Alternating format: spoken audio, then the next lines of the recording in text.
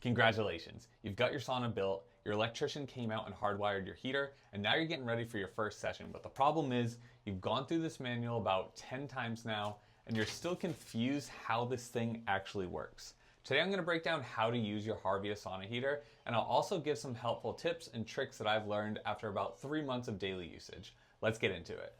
While the directions aren't super clear, once you know how to operate this unit, it really is pretty straightforward. So this left knob here is going to be your heat control, that's going to be your thermostat. So there's a minimum setting and a maximum setting. You can't actually set it to a specific temperature. So what most people will do is they'll take this knob, they'll turn it all the way, and this white line indicates that it's set to max heat. That's where most people will leave that setting because that's going to get your sauna as hot as possible. Now the second knob on the right hand side is how you're actually going to turn your sauna on and off and how you can get into the delay start feature. So if I go ahead and I turn this knob, you'll hear a clunk as referenced in the manual. And what that clunk means is that my sauna is now on. Now if I continue to turn this knob, you'll hear a second clunk. And that second clunk means that my sauna is now in the delayed start feature. Now I'm going to go ahead and turn this knob back just slightly until I hear a third clunk. And now my heater is once again heating up. And since I have it right on that one there, it's going to heat up for 1 full hour and get nice and hot in here. Now something to note here is that these heaters do have a safety feature where they shut off after 1 hour. So the reason that I turn that knob all the way to the second clunk, which essentially takes it into that delayed start feature, is because if I were to only turn that knob slightly and I only got that first clunk, there's a chance that I would only get that timer set to say 15 minutes or so, and I could come out and my sauna wouldn't actually be the temperature I wanted to. By turning it all the way past that second clunk and then back just a tiny bit, I know that that timer now is set to that full hour, and when I come out here, it's going to be nice and hot. When using the delay start feature, make sure you account for the 1 hour that it takes for the sauna to actually heat up. So if I want to start at 2 p.m. say, I'm going to come out here at 12 noon, I'm going to set the timer to the 1 hour delay start, then I'm going to go ahead and let it heat up for that 1 hour, and then it'll be ready for me at 2 p.m.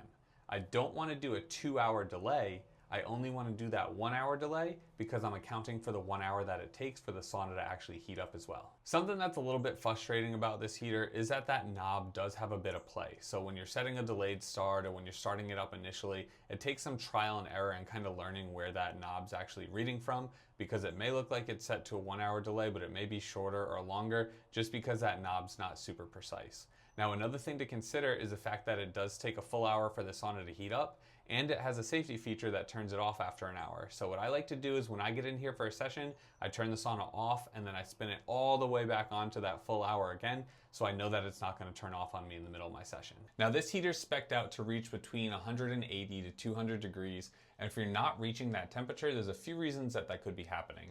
The first has to do with this right here, and this is probably the most common.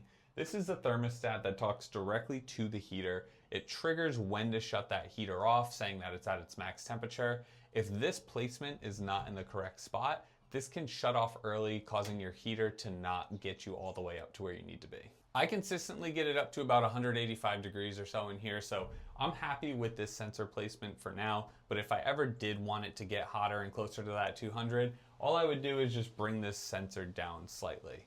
Things that you want to avoid is putting it above the heater because that heat's going to rise straight out of the heater, especially if you're pouring water on and creating more humidity, or just having it too high in general. Again, that heat rises, causing this to trigger to turn off early.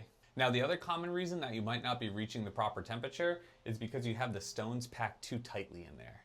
So it comes with roughly 40 pounds or so of stones, and you really want to have 5 to 10 stones left over once you're done packing this. The reason is it needs airflow in there to heat up properly, and if you put all those stones in there and it's packed super tight, you're not going to be able to get that air to circulate through, essentially not allowing it to heat up the way it should. Overall, I'm very happy with this sauna heater. It's been a great experience. We've had no problems getting it up to temperature and keeping it there, and it's really fun that you can pour water over the rocks, create that steam, and get a real traditional sauna experience. Now I'll link another video here below that'll actually go into more depth and more detail of the sauna that I'm in right now. And if you haven't hit that subscribe button, go ahead and hit that so you can continue to follow along. Thank you so much, and I look forward to seeing you next time.